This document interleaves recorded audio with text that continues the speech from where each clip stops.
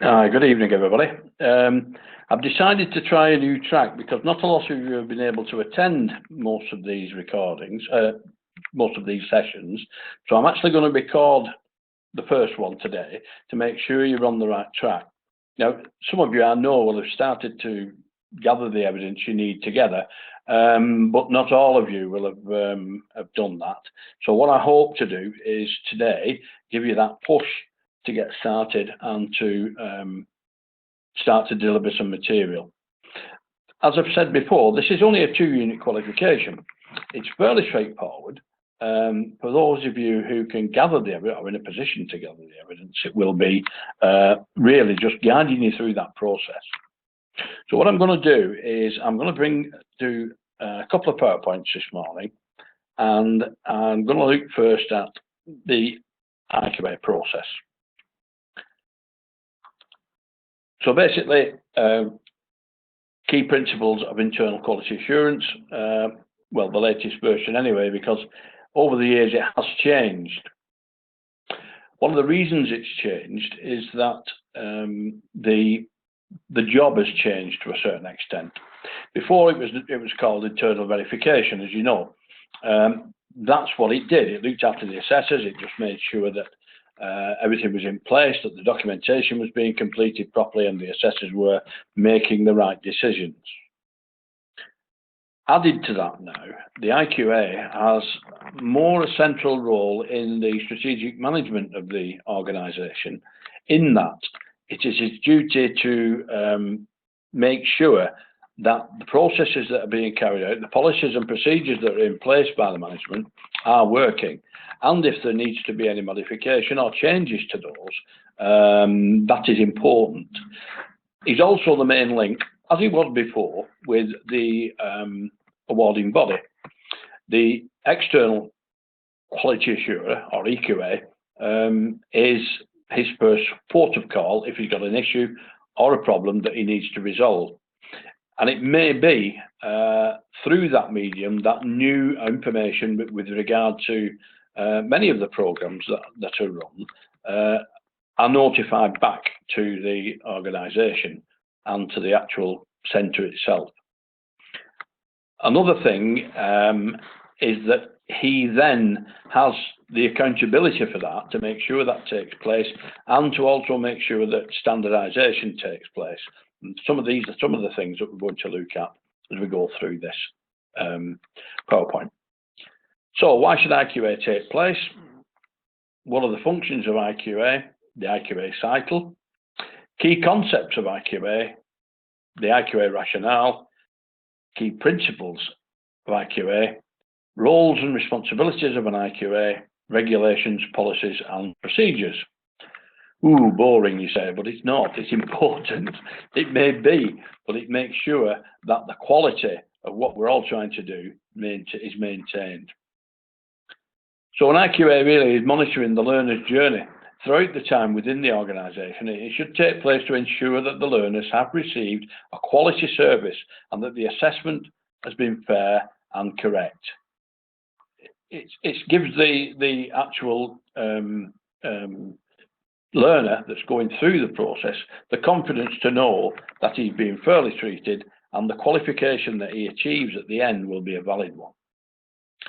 It also makes sure that the awarding body, I won't say restrictions, but the rules and regulations are being followed, and there'll be no, issues from there. So why should it take place? Yeah. To plan what's to be monitored, from whom and when, observe training and assessor practice, and give developmental feedback.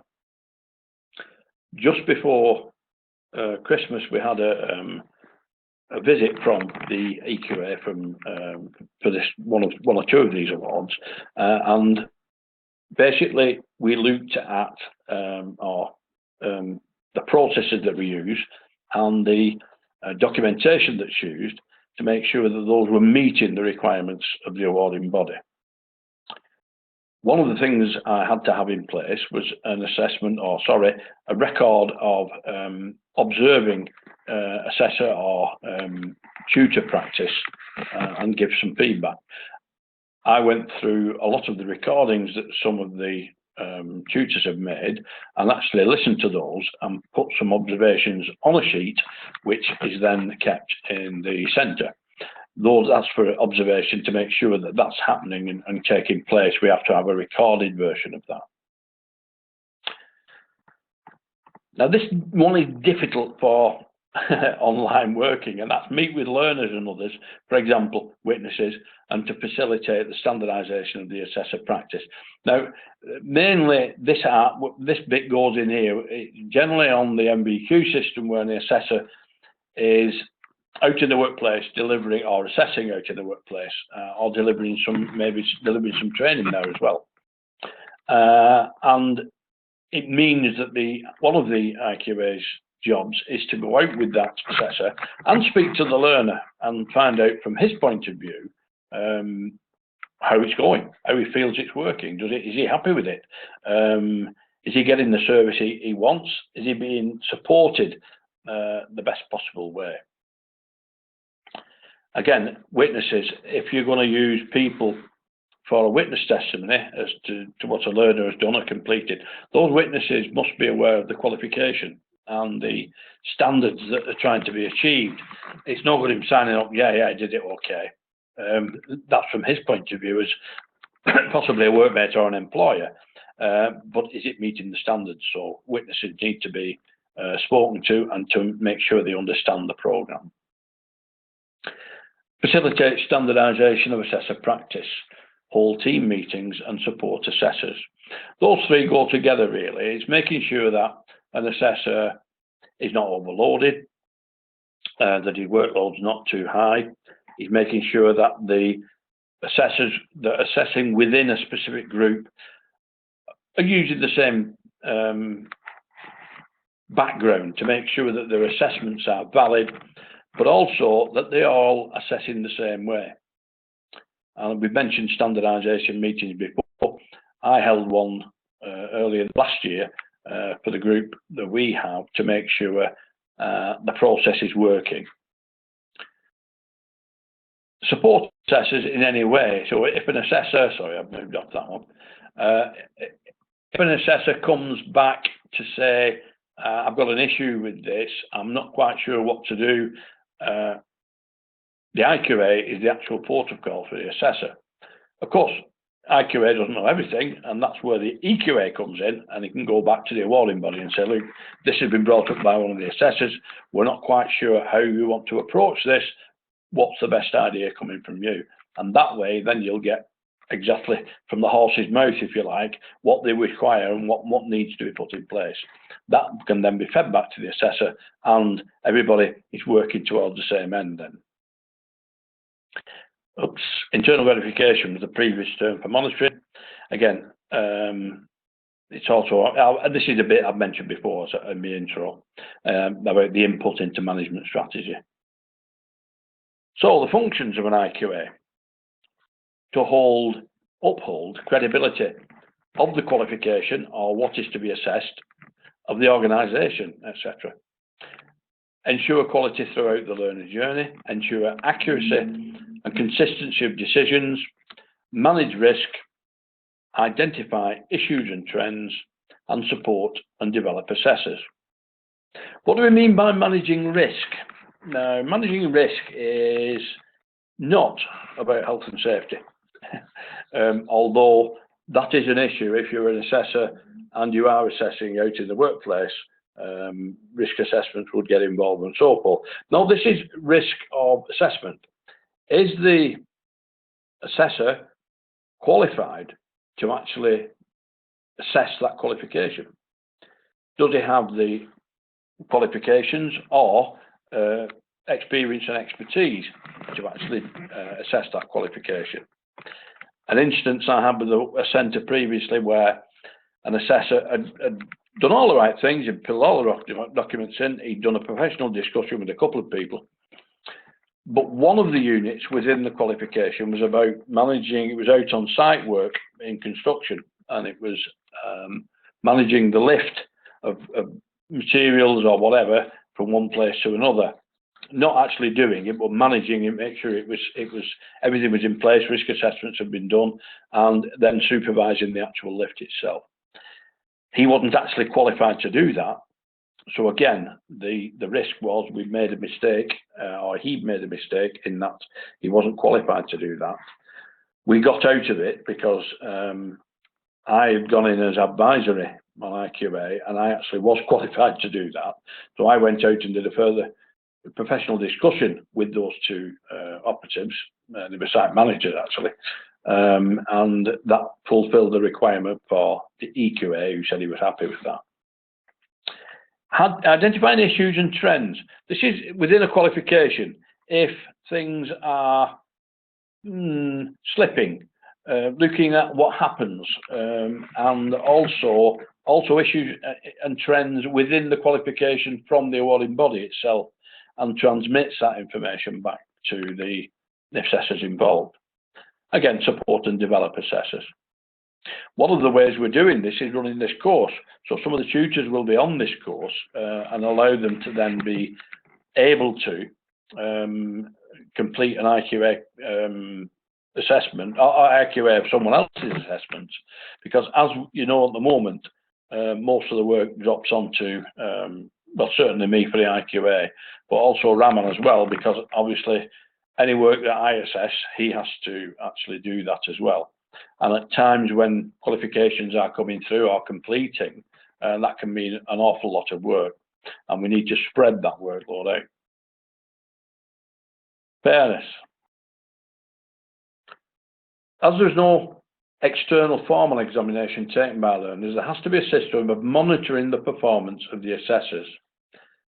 If not, the assessors might make incorrect judgments or pass someone who hasn't met the requirements. I'm loath to say because they were biased. Few people will fail somebody or pass somebody because they're biased towards them. More than likely, we're unsure of the standards themselves. This is where it's important for an assessor to come back to you as the IQA and say, look, I'm not sure here. What do I need to do? How can I fulfil the assessment on this particular issue? It might be just one assessment criteria within a number of learning objectives.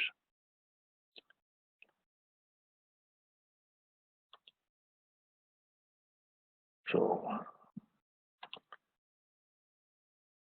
assessment and IQA systems should be monitored and evaluated continuously to identify any actions for improvement, or indeed changes to any organisational policy, which should then be implemented. This also includes the continuing professional development, CPD, of the assessors and the internal quality assurers.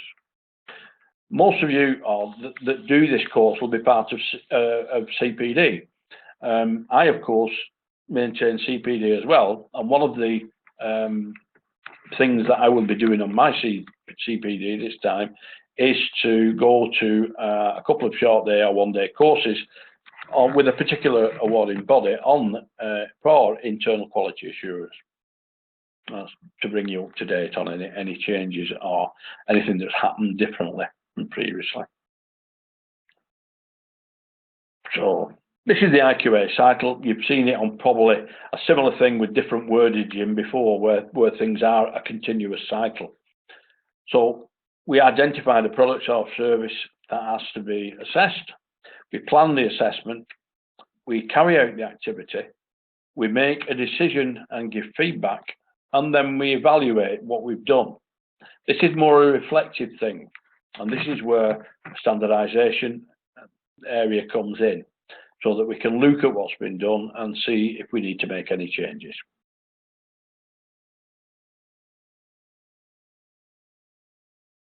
Policies. Depending on the subject, you will internally quality assure, you will usually follow the IQA cycle. The cycle will continue to ensure the assessment process is constantly monitored and improved. Records of all activities must be maintained throughout to satisfy your organisation, the regulatory authorities, if any, and the awarding bodies, which is more important than anything because we depend on those for the quality, for the work that we actually deliver.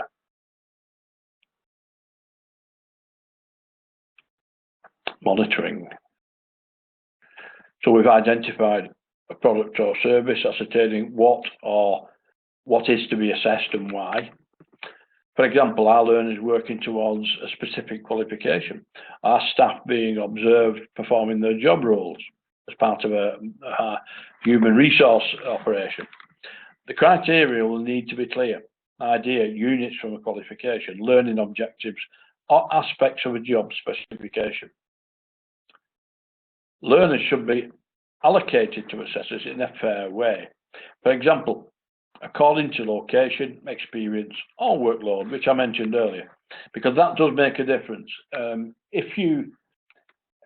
was an old adage in further education that an external assessor who spent probably little time in college, most of his time was probably spent out within employers' establishments with people to be assessed. I went through that job for quite a few years, and it's quite a lonely job out there because you're continually under pressure to meet deadlines, to meet people, to achieve timetables on your diary for everything that's got to be done, and to also make sure the quality of what you're doing. If you're in a lonely position and it's not being observed sufficiently, then you don't get any feedback, and you can be making mistakes, doing things wrong, and you don't realise that until somebody comes behind you and says, "Oh, hang on a minute." So learners should be allocated to their assessors in a fair way. We used to say, I think it was in that position, we should have no more than, I think it was 40 people under assessment, which is a lot. It sounds a lot, but it is manageable. I've managed many more than that in my time, but that was because I had a lot of experience.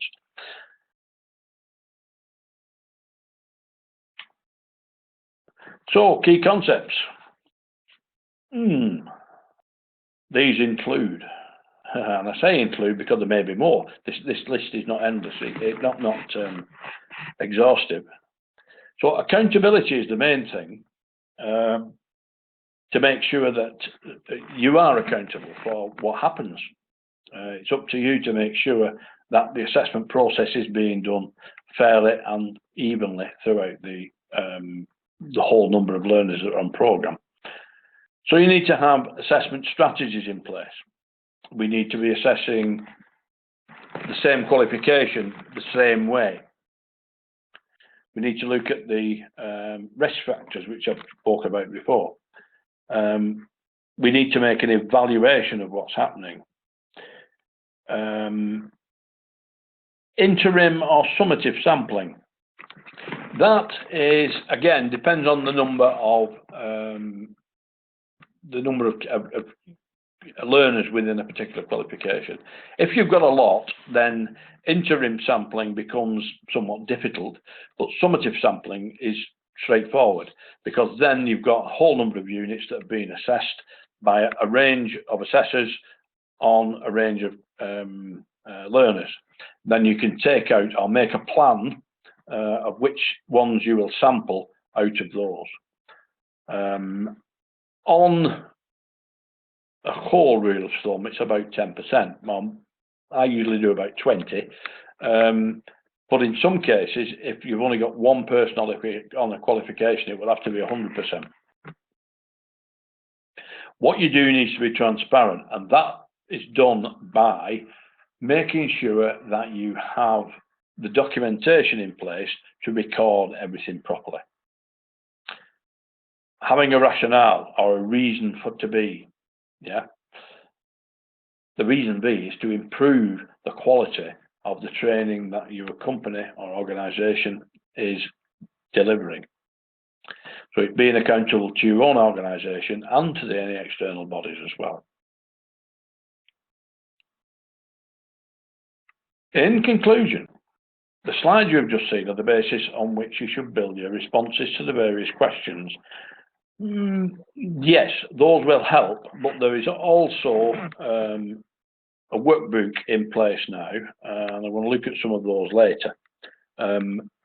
These workbooks will be in the form that it will ask a specific question or assessment criteria, and your response will be in the box next to it. And it's one of those expanding boxes, so once you start to write, it will increase in size the more you write. And at this point, I'll remind you that this is a level 4 qualification. Therefore, I don't want any bullet pointed answers. Some of the questions you will be asked, you could put a range of bullet points down, but that doesn't show me your knowledge. It just shows you that you can put a couple of headings down. So you need to put qualitative information into that shows me you've got a clear understanding of what you're being asked. So I'll probably remind you of that again. I don't want bullet pointed answers. I want full and detailed answers. Again, the various questions posed on each element of the unit. Your answers may slightly differ according to the practices and policies within the school or college in which you work. So IQA today has a central role in the way the organisation operates. It's important to remember then the importance of maintaining records, both hard copy and electronic. Now, we used to make sure that everything had hard copy, and some awarding bodies insist, because we've got to keep records for 3 years, it's now becoming difficult to actually maintain that. And with the cloud system in place now, we can electronically record and keep millions of copies. So there shouldn't be too problem, and we'll be looking at putting a system in place that is completely electronic. Oops. Again, you're the main link between your college and the awarding bodies. Your relationship with them becomes more important if your organisation is small, as that body or bodies will be a solid source of support in your role.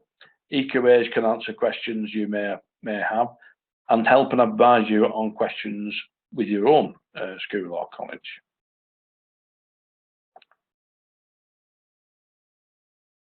So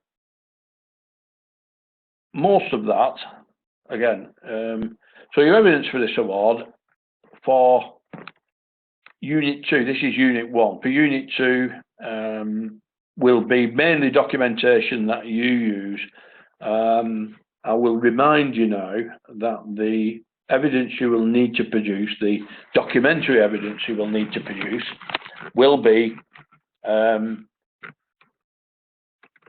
assessors, the work or the assessment records of 2 assessors who are each assessing 2 learners. Now, it'll be copies of the work. You'll need to just get copies of them and show where you have done the IQA on those assessors. So you will need to fill in the IQA documentation that will meet the awarding body standards. And also, and again, this will depend on your school, they may have different documentation in there. That doesn't matter. You will have the documentation that will fulfill the requirements of Unit 2, and it will just need an explanation in your narrative for the purpose of their purpose and how they are used. Further supported by all the copies that you've got where they're relevant. So that is the end of that particular. Oops, let's put that down again. Oh, this one up.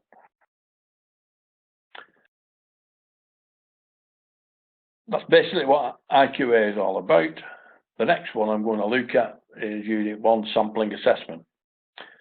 So, sampling plans, assessor qualification experience, control units, observation, and the use of audio-visual technology. 4.3, appeals, the appeals procedure, the assessor communication, standards and learning objectives, interpretation, awarding body IQA referral.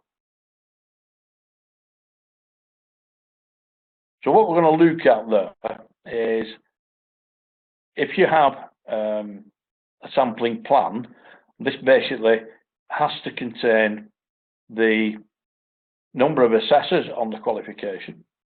it has to have the number of learners within a particular qualification and the level. So if you've got learners on a level 4 and a level 5, then obviously those will be separate, and there'll be 2 separate sampling plans for those qualifications. Even if it's sort of business level 4, business level 5, there will be separate sampling plans. So we make sure the assessor has the qualification and experience to be able to assess those areas. We need to make sure a control unit. Okay, what's a control unit? The best example I can give you is that in engineering, which I used to assess, one of the mandatory units in all branches of engineering is health and safety. So basically, I might have had 4, 5, 6 assessors who were assessing health and safety in probably 3 or 4 different levels or qualifications. What I would do is look at the way that's been assessed and the documentation that's been completed on that over that range of assessors, and we would probably have a meet and look at what had been done and then assume best practice. Because what we would do, if you've got a sampling plan where there's say 8 or 10 units in a qualification, you would look at probably, if you've got 6 students, you'd probably look at a couple of units per student. But one of those units would always be the health and safety one. So that's your control unit. That makes sure that everything's being assessed the same way, at least on that unit. So if it is on that unit, it's a good indication that it will be on the others. Observation. When observations take place, it has to be properly documented. Now, previously, an assessor would make out an observation sheet. It's very much like a teaching observation, just the same. The assessor will discuss with the tutor that's going to be observed all the points that are going to be looked at in the observation, so that the person that's being observed is fully clear on what is going to be observed and what is going to be looked at. Nowadays, we can use audio-visual technology, and as I said, for some of the tutors in UK Versity, I literally looked at some of the recordings like this one to look at the way the information had been delivered, how the tutor had performed on those, and made comments along the lines of feedback to those particular people. That will be given actually at the next meeting we have. Appeals procedure. What's that, somebody may ask? I have been assessing now for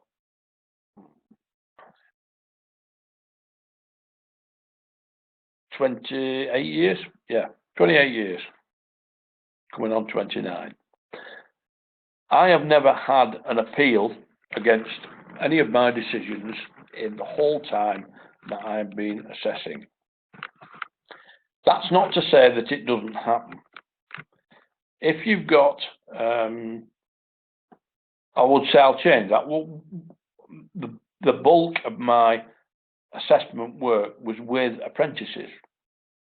Now, obviously, apprentices are young people under the age of 21 usually, and they're not really in a position to make an appeal against your decision because they don't know whether it's good or bad. They're going through the process and they're in the process of learning.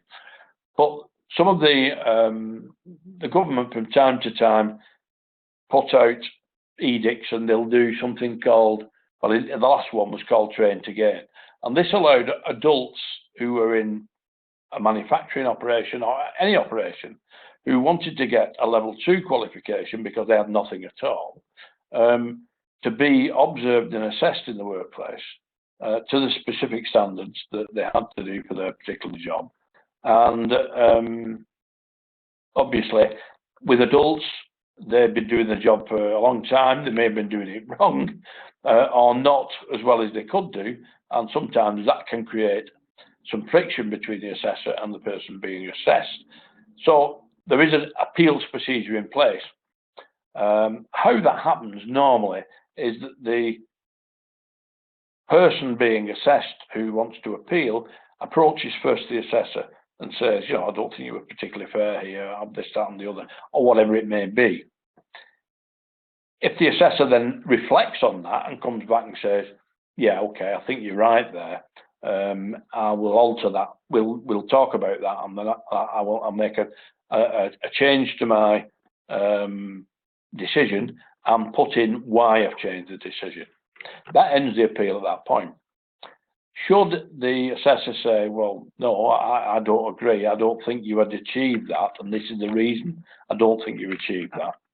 Now, if the person or the learner says, well, I'm still not happy, the next port of call is obviously the IQA, where the assessor or the learner will appeal to the IQA and say, look, I don't think I've been assessed properly, this, and this.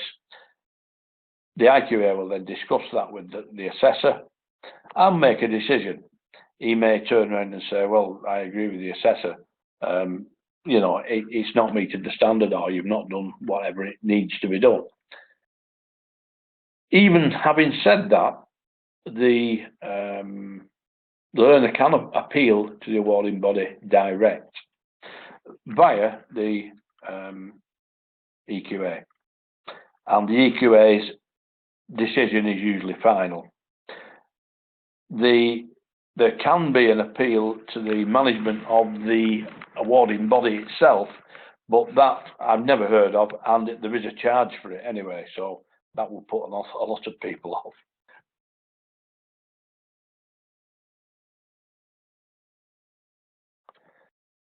Criterion assessment. So we're looking at unit standards, we're looking at documentary evidence, we're looking at the scope of the evidence, the validity and the authenticity. Does it meet the standards? Learning objectives. Are all the documents relevant? Are they valid? Are they authentic? Is there the depth of understanding? That is the scope of evidence. It's when an assessment's being made, it's not just about, is that meeting the criteria? Yes, it is, but is the depth of understanding there? Is the answer? I mean, if you are asked to explain something, it's a fairly straightforward operation. You explain it. Should you be asked to analyse something, then that requires a bit more depth. You've really got to look at both sides of the problem and make your analysis using examples and argument to determine what you think. Now, if I see, as an assessor, I look at the analysis and it's less than a paragraph, then obviously there's something wrong with that straight away. I will be looking at the scope of the evidence then to see, does it fulfill what's really being asked? And usually the answer in that case will be no.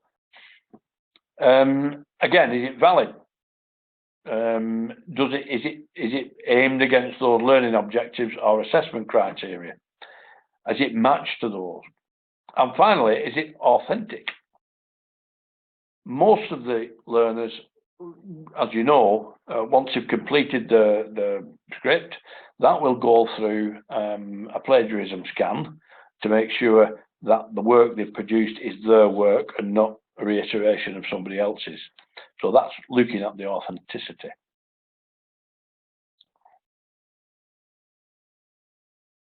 Assessor support. An IQA needs to do an assessor training needs analysis. That was done by myself and Raman some time ago. That was when we decided that most of the tutors that did not have either an assessor or IQA award, it would be good to actually put them through that process so they've got the background and the knowledge and the qualification to be able to take on that role should they need to. So that's being able to give verbal feedback as well as written feedback. So an IQA report, there is a particular form.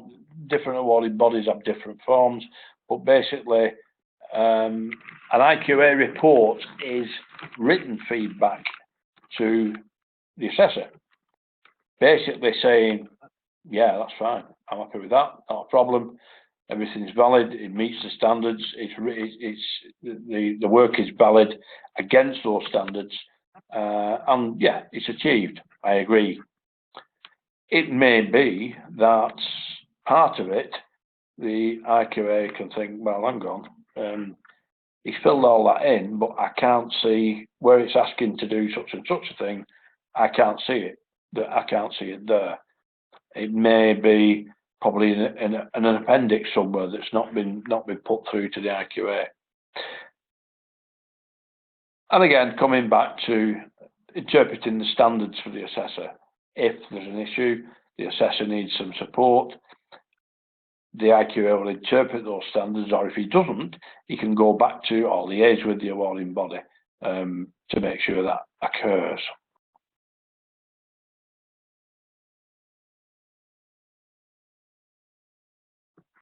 Standardization. This is part of an IQA's strategy statement. As an IQA within an organisation, certainly as a lead IQA, you need to have an IQA strategy. That will say things like how many assessors there are, which of them are experienced, which of them are new, how many students have they got, or learners have they got, are they managing the process okay, how often should I monitor them? Well, an experienced assessor probably once a year, somebody who's newly qualified probably every 3 to 6 months, depending on how newly qualified they are, and one that's, say, going through the process at least 4 times a year. That's part of the strategy and says how things will be done. Holding standardization meetings, we've mentioned before, and agreeing the assessment methods and the evidence requirements. So that's where the group of assessors will agree on the assessment methods on a particular qualification.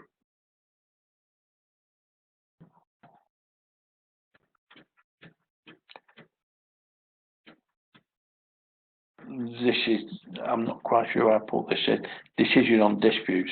Again, you'll have a dispute meeting with somebody who doesn't agree with the decision. We'll look at the records. We'll contact external quality assurance and the awarding body. So that is the position with disputes. Using technology. That's not quite as straightforward as it might look. With photography, I've got pictures put in front of me by assessors that says, oh yeah, that's him working on a particular job. Took a photograph of them doing this, this and this. And the photograph hasn't got any detail on it. It's just got a bunch of guys standing about. Doesn't say who's doing what. So photographs may need to be annotated. Yeah. If it's video evidence, then it's important that who is who on there is recorded as well.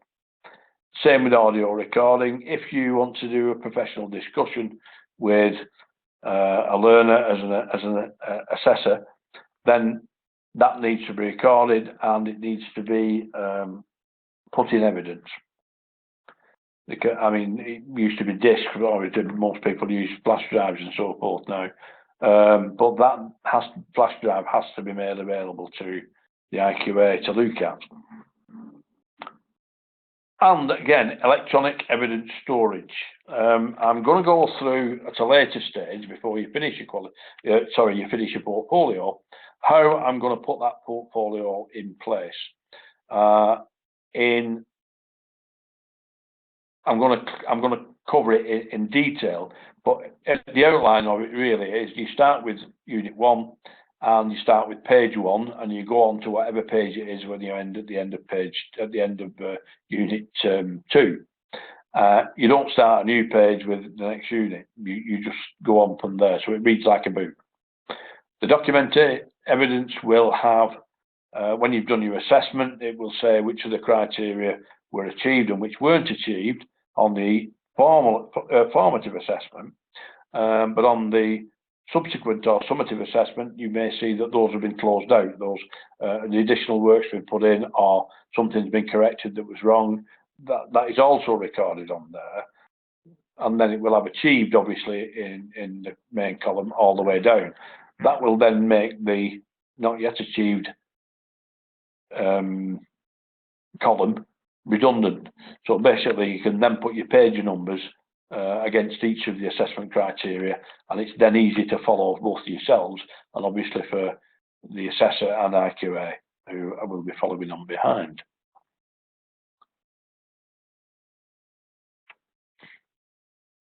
Again,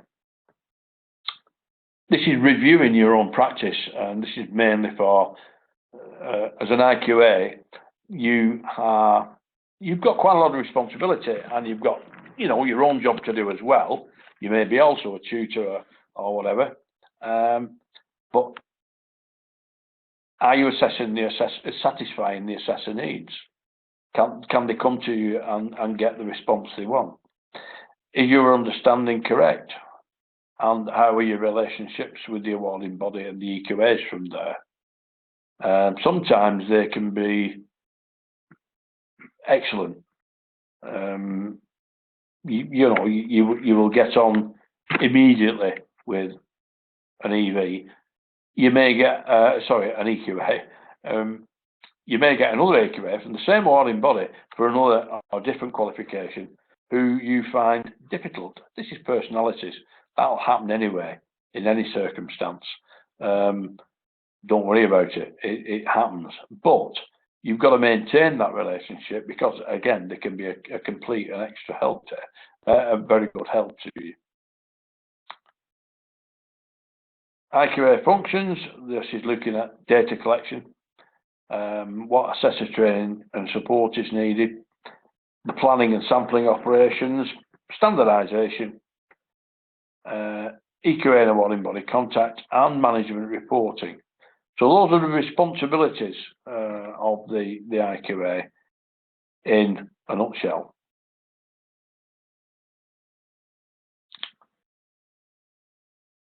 So again, we have to have a management strategy, assessor training, monitoring and support, the application and the maintenance of standards and standardization, and the completion of records. This is, again, the whole thing is about records. It's not the IQA's job to reassess the work. In fact, in a number of industries, the IQA may not really know much about the qualification, about the industry, but they will know about the qualification and they'll know about the documentation that's needed. And it's up to the IQA to work with the assessors to make sure that they're working towards the same end.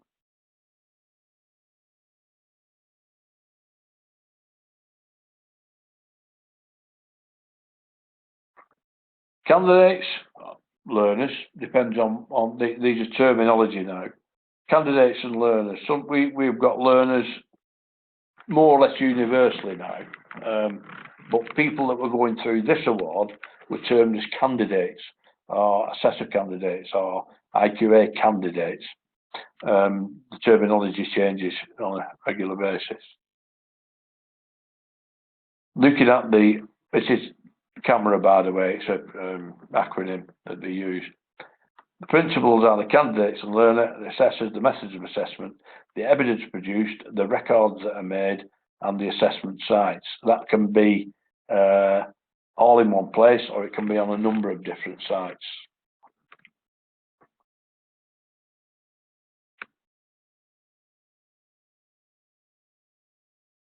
So it's information collection, making sure registrations are complete, communications with assessors, EQAs, administrative arrangements, who, when and where, resources, equipment, costs, people, time. These are all part of what you would see as part of an assessment plan.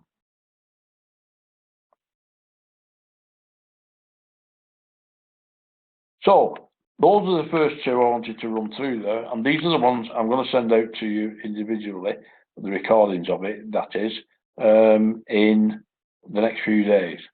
Once this recording's gone in, it'll then be available to me to be able to issue that, and I'll send the recording out to each of you probably early next week. Okay, thanks for listening, and we will meet again with the next one. Bye for now.